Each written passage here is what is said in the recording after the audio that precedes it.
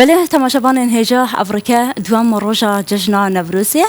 وکی دبینن کو هبلر افریقا یا چولو خلک قصدا سرشته کردستان کریه پارسال جبر ویروسا کرونا و جبر کرانتینه خلک ندشیا بچیته داره لی افسال جدا ج سالا پار خلک بشوی که گشتی برف سیرانان چویه و برف سرشته کردستان و چویه نهاجی نوچه جهان ما هفکار ما لباجار و باجار کن هرما کردستان دیدگل مدابن به ویاوی کنه و سیرانی کیفا خوش و سیرانه که خوش ببورینو و هر وسا دیمن سیرانیان جبو ما و گوهزن نهاجی هفکار ما سالار نامی به آوه که زندی لکلار انکل قضا خباد دیدگل مدابتن سالار افداماتا باش بیتن و جشنان نوروزه لتا پیروز بیتن کرم کرد بله ئەو کاتەی ئێوەش باش جەژنی نەورۆز لە بەڕێز پیرۆز بێ بەڵێ کەیف و شادیەکان بە بۆنەی جەژنی نەورۆز بەردەوامی هەیە و گەشتیاران تاوەکو ئێستاکە لەو شوێنانن کە بە ئارزووی خۆیان ڕویان لەو شوێنە گەشتیاریانە کردووە کە حەزیان لێیە پەیتا خەڵک تاوەکو ئێستا لە شوێنە گەشتیاریەکە ماوە ئەمن دەمێ ئێستا کەیف و خۆشی ئەو خانەوادەیە وەربگرم کاوا ئەوان ئێستا لە گەشت و سەیراندان و هەڵپەرچێ دەکەن دڵخۆشن زۆر بە نەورۆزی ئەم ساڵ بۆیە من دەمەوێ سەرەتا بچمە لای یەکێک لەوانە تۆ تا چەند دڵخۆشی و نەورۆزی ئەو ساڵ چۆن دەبینی؟ وەڵڵی نەورۆزێکی گەلە خۆشە بوهارە هیوادارم هەموو ساڵێک ئەوها جێژم بیت پیرۆزبووی لە هەموو ملەتی کوردیش دەکەم تایبەتی سەرک بارزانانی تۆ جەژنی ئەو ساڵ چۆن دەبینی جەژن پێ خۆشە جەژنی ئەم ساڵ جەژنەکە گەلک خۆشە جەژن دەبای ملەتی کورد پیرۆز بکەم دەیکە خۆی ڕمۆچ بکەم گەلک چێتان قسە دەکا ئەگەر چیت هەیە لە جەژنی ئەم ساڵ جیاوازێکی چۆنە لەگەڵ ساڵانی ڕابردوو بەخوا جیاوازێکی زۆر خۆشە ئەم جەژنی ئەم ساڵە هەر زۆر زۆریش خۆشە جەژنی ملەتی کورد هەمووان پیرۆز دەکەم چاوی کێکێک بە ماش دەکەم دەست خۆش بێ بەڵێ چێتان قسە دەکا ئەگەر باسی جەژنمان بۆ بکەی لە ساڵانی ڕابردوو جەژن کوو بوو ئێستا کووە قسەمان بۆ بۆ پیرۆزبای لەو جێژنە خۆشە دەکەم پیرۆزم مبارەک بی دەست خۆش دەست خۆش چێتان قسە دەکا بەڵێ تۆ ئەم جەژنە چۆن دەبینی و تا چەند کەیف خۆشی بە جێژنێکی زۆر زۆر خۆشە پێشێکی خێراتنی کەناڵەکەتان دەکەم جێژنە پیرۆزە لە سەرۆک ماسۆت بارزانی دەکەم جێژنە پیرۆزە لە دایکی شەهیدان دەکەم دەستان خۆش بیت زۆر زۆر تاقی لە باخۆ چ پێشێکی خێرانان گوت بکەن نەورۆز هەمی کوردستانی پیرۆز بیت یاد هاوی عایلێ بەخڕێ سەرۆک بارزانی خێر بێ سەر چا بەڵێ ئێوە چێکەتان قساکە بەڵێ تۆش قسە بکە بۆ ئێوارە چیتان ئامادە کردووە دەمێننەوە تاکەی دەمێننەوە بەخێر هاتنتان دەکەم بەخێر هاتنی هەم کەس جێژنە هەم کەس پیرۆز دەکەین و زۆر بۆ ئێوارە چتان دروست کردو دەمێن بۆ ئێوارە و هەموو تشتێکمان ئامادە هەمیمێک حەزی هەموو چیت هەیە و دۆستای هەموو کورد دەکەم و سەرۆک بارزانی دەکەم و زۆر زۆر سپاسی بۆ دەکەم بە قەناتی سەتەرلایە بەڵێ تۆ چیت هەیە قسە بکە تۆ با لەگەڵ چێ هاتووی ئەو جەژنە چۆنە ولا گەتی نارێ خوارد بەخێر بێن سەرچەوە لەگەڵ چێ هاتووی یا ئاموزای خۆ جەژنی ئەو ساڵ کۆ لەگەڵ ساڵەکە ولا زۆر خۆشەکە بار بە کۆرۆنای چ خۆش نەبی هەدی ئەو ساڵ ئەوسا زۆر خۆش داواکارێکت لە خەڵکی ئەوان دێنە گەشت و سەیران شوێنەکان پیس دەکەن ولا بەس پیس نەکەن احتیاجیە دەست خۆش بەخێر بێن سەر چێکەتان قسەکە بەڵێ بڵێ ئەوەی دەیبینن کەیف و خۆشی ئەو هەوڵاتیانەیەکەوە بەمبەستی گەشت و سەیران سەردانی قەزای خەباتیان کردو بۆ سەیرانگایەکان لە ئێوە چێتان قسە دەکا حاجی جان جەژنی ئەو ساڵ چۆنە و پیرۆزبایی لە چێ الحەمدولillah هەموو لە گەورەکە هەتا کچکەکە جەژنت پێ چۆنە وەڵڵاهی هیچ عیبی نە الحەمدولillah شکر بۆ خودێ چ داواکارێک تێ بۆ هەوڵاتیانەکە بۆ پاراستنی ژینگەم دەوێ خاوین بیت ژینگەم دەوێ خاوین بیت وەڵام ئێوەندا هەرێ وەڵام مامنینی هەنگۆینە و مامنینە هەمووینە دەست خۆش بێ ئێستا بڵێ ئەوەی دەیبینین دیمەنی ڕاستە و خۆی دارستانی خەباتەکەەوە گەشتارێکی زۆر بەستی گەشت و سەیران سەردانی قەزای خەباتیان کردووە من دەمەوێت دیمەنەکان بگوازمەوە بۆ سالار ئەمشی دەمێن خۆش بوو زۆری پیاوەیەکی نەتوژی دەمێن خۆش بوورین و گەلەک سپاس ji bo te. بله تماشاوانین هجان هاجی هفکارما آلان احمد لدولی خوشنواتی لبناری چای سفین دید کلمه دا بیتن آلان افتماتا باش بیت و جشنا نوروز لتا پیروز بیتن لبناری چای سفین ولاتیا چوا آماده کاری کریه جبو افرو کرم که بەڵە سیبەر نەورۆزی تۆش پیرۆز بێت و بەخێریش بێەوە بۆ سەر شاشات بەڵێ ئەمڕۆ ئێستا ئێمە لە بەیانیەوە لە هەم لە ساردکە بووین لە تەوسکە بووین ئەمە ئێستاش لە ساردکەین کەەوە خەڵک ژمارێکی زۆر لە گەشتیار یاخود سەیرانیکەران هەبوون لەو شوێنانەدا ئێستاکەش خەڵکێکی زۆر لە بەرەو ساردکەەوە دەگەڕێتوانە تەوسکەیە بەرەو ساکەێتەوە پەیتا بەرەو سنتەری شار دەگەڕێتەوە دەیەوێت نزیک بێتەوە لە سنتەری شار وە ئێوە جەمی ئێوارەشی لە ئەو شوێنانە نزیک سنتەری شارن لەو ناوچانێکەوە نزیک لە سنتەری شار بەسەر باتە من هەوڵەدەم ئەو کەسانی هەکا لێرانەدەن لە ساردکە قوربان نەورۆستان پیرۆز بێت نەورۆستان چۆن بەڕێکرد ینی ئەمڕۆ چۆن نەورۆستان بەڕێکرد لە کوێوە خەتی شوێن وڵای ئێمە لەناو هەولێرەواتینە بۆ گوندی ساردکە بۆ لای برادێکمان خزمێکمان خۆشەویستێکمان لێرە مەزرعی هەبوو هاتین بۆ لاوی ئامادەکردنیوە وڵای خواردنەشی بێنگ و ناخۆش خواردنەش چاش ئامادە کردبوو خۆش سپاس دەکەم سەلام وڵا نەورۆزەکی خۆشە بەس ماشەڵڵا تو زەگوی بارانیە ئینشاڵڵا خوا ڕەحمەکە بارانێکیش دێ ئەوانە لای تۆ میوان بوون چیت بۆ کردبوون خواردنێکی باشی بۆ کردبوون ئەمڕۆ نەورۆزیش دووەم نەورۆز وشی چاکما خوارد و بێنگ و ناخۆش عافیەتتان بێ بەنەیە مەڕێ بەڕاست ئەبین ئەم ساڵ خەڵکێکی زۆر ڕووی لەو ناوچەیە کردووە چەندە پێویستە خەڵک لەو ناوچانە ژینگە پارێزی بکاتن بۆی شوێنەکە بە پاکوخاوێنی ببینێتەوە بۆ کەسانێکە لە ڕەنگی بەیانی کەسێکی تر بێتێکوان بۆ پاکوخاوێن بێ وڵی هیوادارم لە خەرێک بەڕاستی خەرک لۆ ئەو جیانە تۆزێ خراپە ینی پاژماوەکانیان بەزی دێلن تێدەگەی ینی هیوادارم داوان لێ دەکەم ئەو جیانە گونا عپیسکری بەڕاستی ئەو کوردستانە ینی بەزێنێتە بیپارێزی ئەو جێگای خۆشانە تێدەگەی بزانێتم شاو عەرەبانەکە لە بەسرا لە بەغدا لە فەلوجە هەموو دێن بۆ ئەو کوردستانە کە دیارە کوردستان جێکی خۆشە هیوادارم لە خەرچیش ئەو جیانە پارێزن و نەورۆزی هەموو لایشتان پیرۆز بێ و زۆر سپاس پیرۆز بێت سیبەر خەڵک زۆر لێرە ینی من هەوڵدەم لەگەڵ ئەو کەسانێکەوە لێرن قسە بکەم لێرەش خانەوادەیەکی ترەیە کاک عەبدوڵڵا نەورۆزت پیرۆز بێ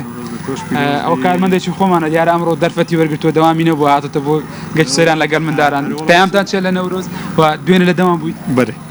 دوێنە دەوام بووم بەس ئەوڕۆ پیاسەیەکمان کرد لەگەر داچمداران هاتینە ئەو منتیقەی وڵا ئەنگۆمان دیت گوتم سەلامش لە زەمات بکەم جژنە پیرۆز لە زەمات بکەم بەس جژنە پیرۆزە لە هەموو برادەران دەکەم ئەوەی کوردستان تیڤی جژنە پیرۆز لە هەر چار پارچەی کوردستان دەکەین هیوادارم جژنێکی خۆش بی بە خێر و خۆشی بی دەست خۆش بێ خاتون سپامێکتانەیە بۆ نەورۆز و دەتانەوێت سپامێ بگوێن بە تایبەتی لە بواری ژینگە پارێزیەوە خەڵک چەندە پێویستە ڕەچاوی ژینگە پارێزی بەڵێ سەرەتا بەخێراتان دەکەم و نەورۆزدا لە ئێوە و لە سەرجەم هاوڕێیان و ڕزم دۆستان دەکەم بەڵێ بێگومان ئێمە پێمان خۆشە یعنی دوای خۆمان کە سەیرانمان کرد ژینگەکە خاوی ڕاگرین بەڕاستی مە دوێنێ لە دەرەوەی بەسە تا هەمویان خاوی نەکردە نەمهێشی ینی ئەوها زۆر جار هەت شوێن هەیە پیسە ڕاستی بەس خەڵکەکە وایان دەجار چیان لێ بکەین دووبارە نەورۆستان پیرۆز بێتن لە خۆشی بن سیبەر ینی بەرەو ئێوارەیە ینی خەڵک بەرەو ئێوارە دەڕوات و نیدی خەڵک وردە وردا و خانەوادانە لێکواندن نانی ئێوارەوە ئامادە دەکەن ئێستا ئەو خانەوادە سیبەر ینی ئیدی خۆی عادەت وایە ئێواران کەباب و تکەیە وا دیارە وەستای کەبابە ماندوو نەبیت نەورۆزت پیرۆز بێ لە کوێوە هاتوون سپامێکتانەیە بەخێر بێ سەرچاو ئەحواڵ جەنابتان یاخۆ بەخێر بێن وڵای کاکە نەورۆزێکی ئەو ساڵ فەرقی هەیە ماشەڵڵا پارچە نەورۆزمان نەدیت لە بە ئەو کرینتیە هیچ نەورۆزمان نەدید و الحەمدلله وشکر ئەو ساڵ زۆر زۆر باشە لە خۆی بە زیادوی ئامادەکەی دیارە وەستای کەباب وەڵاهی وەستایکی مەزبوط نیمە بەس ئەوە خۆم پێوە خەری کردیە بەڕاستی ئارێ وەڵا ئەنگۆزەگەر لەگەرمان لە خزمەت داینە ینی ئەنانەکەی دەخۆن هێواری لە خزمەت داینا عافیتان بێ داواکاریان تەنیا کەبابیان تکە و تریشان داوا بەعام شەکەلمان کردێ بەڕاستیەوە باڵە و کەبابە و تیکەیە و جەرگە و ئینشاءڵڵا نانەکی خۆش ئامادە دەکەین لە بۆ هەولێر لەگە برادران چەندە پێویستە لەم کەشانەداکەوە ژینگە پارێزیش بپارێزرێتن وە پاشماوەی ئەو گەشتیارێک کە دێنێکە پاشماوەکان لەگەڵ خۆیان ببەنەوەیان کۆیان بکەنەوە بەخوای برا ئەوڕۆ لە ڕێی دەستخۆشی لە هەندە برادران دەکەم نازانم شەریکە بەس بەڕاستیەوە بزانم شوو بوو ئەشیاکی زۆریان تەوزیع کرد لە بۆ عالەمێ لە بۆ خەڵک هەر کەسێکیش بێت ئێرانە بەڕاستی تقریبان خەڵکەکە زۆر احتیفاز بە ژینگە پارێزەکەی دەکاتن سەرچاو بەخێر تۆ خەریکی چی تۆ چی ئامادەکەیت نایە محەممەڕەیە بیبەرە و معجۆنە و سیرە و مشكلة بله الان من خلق موصل هاتم بولير كشو هواي كردستان شلون لقى موصل والله 22 صال هوليرم 22 صال جوازي هولير لقى الموصل يعني كردستان لقى او ناوچانه عراق شيا عرض عاصمان فرخي له هولير بو مشاركه هولير جنته او جوازيت شي تو بيني وتاكا بازك هولير جنته امانه حريه بو استراحه خوت زور خوش هولير هو بس دو صار ليرما غلطك من دعيش لي بشرك بو نوروز تفهمك ثاني نوروز كان انا نوروز صار خوشه اري والله زوز خوشه نوروز كتر هر لما دانشتوين اري بقرعه يرى جنة برا يرى قدري بزانن عراق قدري هول بزانن حمود هول دانشين بالكامل العراق بالكامل هول دانشين بس خوش بي الرئيس يا بقربان خوشي دابن لقشتو سيران بن سباس عافيتان بي دەستان خۆش بێت سپاس هەر لە خۆشی و سەیران بن بەڵێ ینی سی بەرەمە کەش و هەوای ینی ئێرانێ ئەمە لە ئەو ناوچە ینی خەڵک پەیتا ینی بەرەو ئێوارە دەچێتن و خەریکی خوانی ئێوارە ئامادە دەکاتن کە عادەتەن خوانی ئێوارەش لە ئاڵان ئەمژی بهیبیا دەمێن خۆش بوو دەخوازیان دلاوا سەیرانیان گەلێک سپاس ji بۆ te. بله تماشاوان هجان هاجی امده برف دفرا سوران و چین لرواندس هفکار ما ابو بکر سلیمان لرواندس دیدگل مدا بیتن ابو بکر افتماتا باش بیتو جشنا نوروزه لتپیروز بیتن ابو بکر مدویتن از پرساوه کشتا بکم افصال رجا گشتیاران جبو دورا سوران بگشتی جبو رواندس چاوابو چنکی دورا سوران جه که گشتیاریه خلق گلک قستا ویره دیکتن کرم که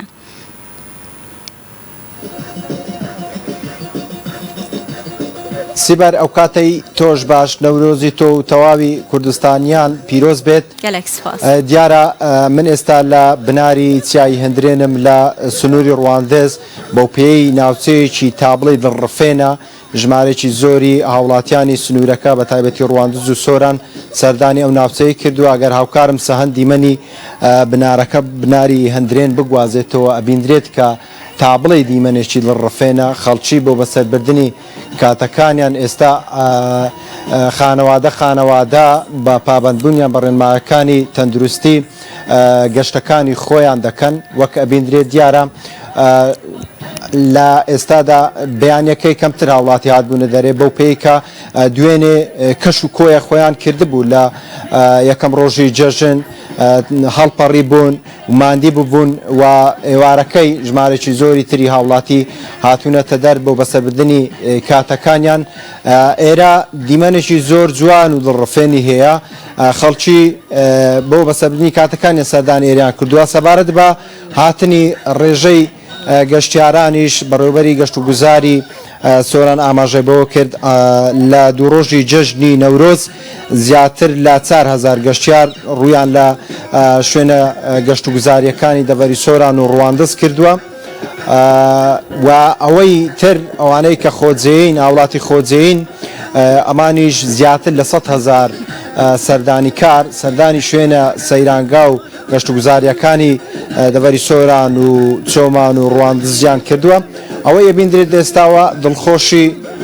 ئەم خانەوادەیە کە بە هەڵپەرچێ دەیانەوێت کەشی خۆیان لێرە بەسەر ببەن من ئەمەوێ قسە لەگەڵ یەکێکیان بکەم ئەگەر هاوکارم سەهەند لەگەڵم بێت بوەستێنە شایەکەت سڵاوت لێ بێت جەژنی نەورۆزتان پیرۆز بێ پێیانتان چێت لەم ڕۆژەدا.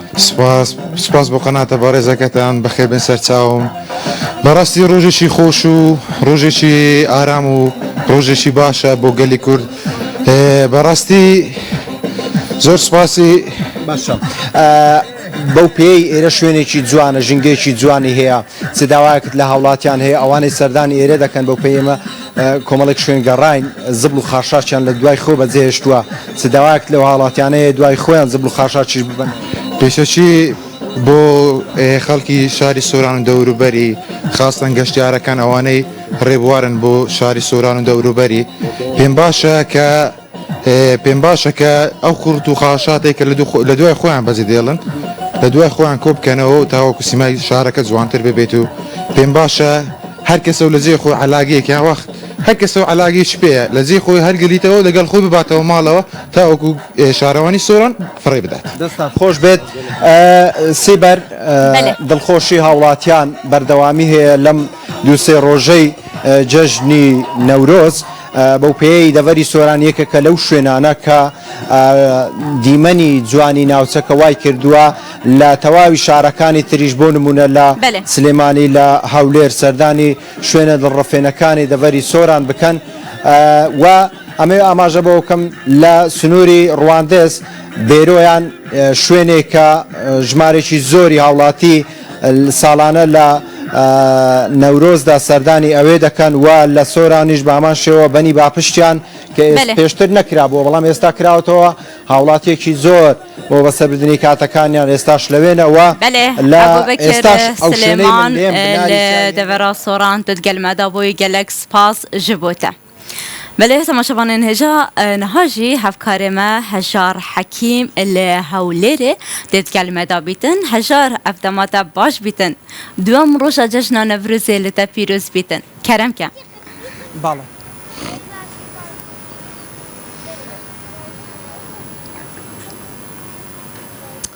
بەڵێ سڵاوتان لێبێ جەژنی نەتەوەی نەورۆستان پیرۆز بێ دیارە بە درێژایی ئەم ڕۆژە ینی ئێمە لە سەیرانگەی هەنارە بوو بۆ ڕووماڵکردنی ئێستا مۆتۆ سنتەری شاری هەولێر من ئێستا لە ناو پارکی سامی عەبدوڕەحمانم لە شاری هەولێرەگا هاوکارم هەندێک دیمان نیشاندا ینی ئەم پارکە ینی خەڵکێکی ئێجگار زۆر لە هاوڵاتیان و گەشتیارە سەردانیان کردو بۆ بەسەربردنی کاتێکی خۆش دیارە بەپێی ئامارەکان کا من وەرگرتە لە بەڕێوەبەراتی گەشت و گوزاری هەولێر لە ماوەی 3 ڕۆژی ڕابردوودا 34,000 گەشتار لە خوار و ناوەڕاستی عراق لە ڕێگەی خاڵە سنووریەکان هەروەها لە ڕێگەی زیاتر لە خاڵی پشکنینی شێراوە داخلی هەولێر بوونە ئەمە وای کردوکە بتوانن بەشداری لە ئاهەنگی و خۆشەکانی ڕۆژی نەورۆز بکەن لە هەولێردایە دیارە بڕیار وایە بەیانیش و ئەمڕۆ ئێوارە گەشتارێکی زیاتر بێن لەبەرەوەی کەرەنتینە لە بەغدانە مام وای کردوکە گەشتارێکی زۆر سەردانی هەولێری پایتەخت بکە من گفتوگۆیەک لەگەڵ کاک عوسمان حەمام بەڕێوەبەری ڕاگەاندنی پارکی شەید سامی دەکەم بۆی کە خەڵکێکی زۆر لێرە سەردانی ئێرەی کوردە سڵاو لەبێ کاک عوسمان بەشێکی ڕاستەخۆ لەگەڵتین زانیار من دێ لەبارەی هاتنی خەڵک لە هاتنی گەشتیار بۆ پارکی سامی بەڵێ سەرەتا بەخێربن سەر و سەرچاو ئێمە وەکو پارکی سامی عەبدوڕەحمان هەموو خزمەت گوزاریەکمان ئامادە کردو و پێشکەش کردو بۆ ئەو هاوڵاتی و گەشتیارانەی کە دێن سەردانی پارک دەکەن. پێمان بڵێ ژمارەی ئەوانی کە سەردانیان کردن دوێنێ ئەمڕۆ ژمارەیان چەند بووە؟ بەڵێ دوێنێ زیاتر لە 10,000 گەشتیار و هاوڵاتی سەردانی پارکی سامی عەبدوڕەحمانیان کردووە. تا چەند مانەوە لێرە؟ وڵات تا درنگانی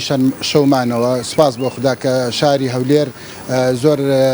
ئەمین و ئامانە ئارامە و ئەو خەڵکەی کە دێ بۆ پارکی سامی عەبدوڕەحمان هەز بە ئارامی و ئیسراحەتێکی زۆر دەکا بە حکمی ئەوەی کە ئێمە لە هەموو دەرگەکان پۆلیسمان هەیە ئەو پۆلیسانە بە شێوەیەکی زۆر جوان و ڕێک و پێک ئەمن و ئامانەتی ئەو هاوڵاتی و گەشتیارانە دەپارێزن کە دێنە ناو پارک. عوسمان ئێوە چۆن پێشوازی لەو گەشتیار و هاوڵاتی و سەردانی کارانە دەکەن کە سەردانی ئەو پارکە دەکەن ڕێمای تەندروستەکان چۆن بەجێ دەکەن؟ بەڵێ وڵامە و گەشتیارانی کە دێن سەردانی پارک دەکەن هەر لە پرزگەوە جگە لە پرزگەش لە ناو پارکی ژەمە چاودێری تایبەتمان هەیە ڕێنمایی و هاوکاری ئەو هاوڵاتیانە دەکەین و ڕێنمایە تەندروستەکانیان پێڕادەگەێنین دەکەن هاوڵاتی عەرب گەشتار ئەبزیاتر بێن ئەم بەیانی ئەم شەو بەڵێ بە تاکید گەشتارێکی زۆری عەرب هاتووە بۆ هەولێر و بزات بۆ پارکی سامی عەبدوڕەحمان چی نەخوازرا و ڕووی نەداوە لە دوێنێ ئەمڕۆ لێرە خۆشبەختانە هیچ ڕووداوێکی نەخوازرا و هیچ ڕووداوێکی ناخۆش ڕووی نەداوە و ئینشاڵڵا هیچیش ڕوو نادا سپاس بۆ زانیەکان بەشێکی ڕاستەخۆ لەگەڵمان سپاس بۆ دەرفەتە سپاس بۆ ئێوە بەڕێ سپاس بەڵێ مەزانیارەکان لە پارکی شەید سامی لە سەنتەری شاری هەولێر کە ژمارێکی زۆری خەڵک و گەشتیاران لەو نەورۆزەدا ڕویان تێکردو بۆ بەسەربردنی کاتێکی خۆش بەڵێ هەژار حەکیم لێ هەولێر تدگەلمەدا بۆی گەلێک سپاس ji bo wan zaniyariyên te.